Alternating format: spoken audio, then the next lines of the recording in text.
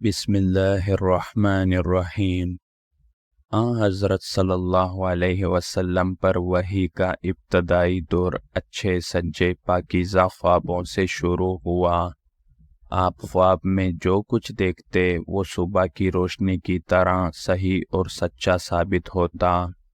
پھر من جانب قدرت آپ تنہائی پسند ہو گئے اور آپ صلی اللہ علیہ وسلم نے غار حرا میں خلوت نشینی اختیار فرمائی اور کئی دن اور رات وہاں مسلسل عبادت اور یاد الہی اور ذکر و فکر میں مشغول رہتے۔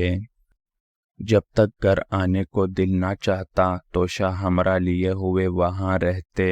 توشہ ختم ہونے پر ہی اہلیہ محترمہ حضرت خدیجہ رضی اللہ عنہا کے پاس تشریف اور کچھ توشہ ہمراہ لے کر پھر وہاں جا کر خلوت گزین ہو جاتے۔ یہی طریقہ جاری رہا یہاں تک کہ آپ پر حق منکشف ہو گیا اور آپ غار حرا میں قیام پذیر تھے کہ اچانک جبریل علیہ السلام آپ کے پاس حاضر ہوئے اور کہنے لگے کہ اے محمد پڑھو۔ آپ فرماتے ہیں کہ میں نے کہا کہ میں پڑھنا نہیں جانتا۔ آپ صلی اللہ علیہ وسلم فرماتے ہیں کہ فرشتے نے مجھے پکڑ کر اتنی زور سے بھینچا کہ میری طاقت جواب دے گئی۔ پھر مجھے چھوڑ کر کہا کہ پڑھو۔ میں نے پھر وہی جواب دیا کہ میں پڑھا ہوا نہیں ہوں۔ اس فرشتے نے مجھ کو نہایت ہی زور سے بھینچا کہ مجھ کو سخت تکلیف محسوس ہوئی۔ پھر اس نے کہا کہ پڑھ۔ میں نے کہا کہ میں پڑھا ہوا نہیں ہوں۔ فرشتے نے تیسری بار مجھ کو پکڑا اور تیسری مرتبہ پھر مجھ کو بھینچا، پھر مجھے چھوڑ دیا اور کہنے لگا کہ پڑھو اپنے رب کے نام کی مدد سے جس نے پیدا کیا اور انسان کو خون کی پھٹکی سے بنایا۔ پڑھو اور آپ کا رب بہت ہی مہربانیاں کرنے والا ہے۔ بس یہی آیتیں آپ حضرت جبرائیل علیہ السلام سے سن کر اس حال میں غار حرا سے واپس ہوئے کہ آپ کا دل اس انوکھے واقعے سے کانپ رہا تھا۔ آپ حضرت خدیجہ کے ہاں تشریف لائے اور فرمایا کہ مجھے کمبل اڑا دو، مجھے کمبل اڑا دو۔ لوگوں نے آپ کو کمبل اڑا دیا۔ جب آپ کا ڈر جاتا رہا تو آپ نے اپنی زوجہ محترمہ حضرت خدیجہ رضی اللہ عنہا کو تفصیل کے ساتھ یہ واقعہ سنایا اور فرمانے لگے کہ مجھ کو اب اپنی جان کا خوف ہو گیا ہے۔ آپ کی اہلیہ محترمہ حضرت خدیجہ رضی اللہ عنہا نے آپ کی ٹارس بندھائی اور کہا کہ آپ کا خیال صحیح نہیں ہے۔ خدا کی قسم آپ کو اللہ کبھی رسوا نہیں کرے گا۔ آپ تو اخلاق فاضلہ کے مالک ہیں۔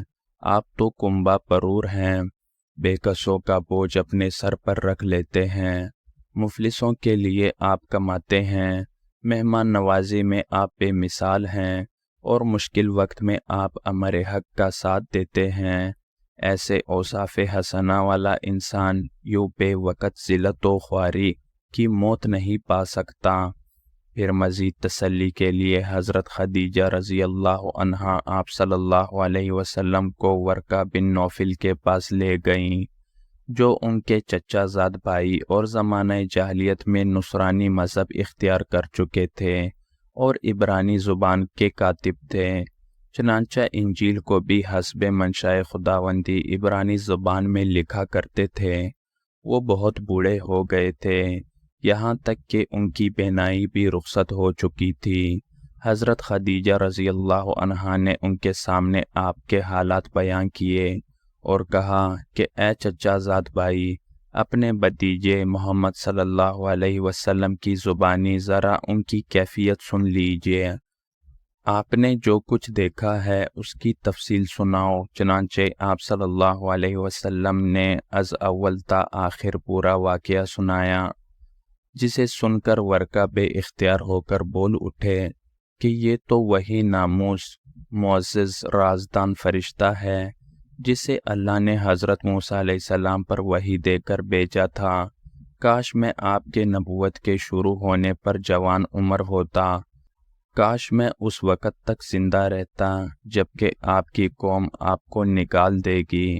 رسول کریم صلی اللہ علیہ وسلم نے یہ سن کر تعجب سے پوچھا کہ کیا وہ لوگ مجھ کو نکال دیں گے، حالانکہ میں تو ان میں صادق و امین و مقبول ہوں۔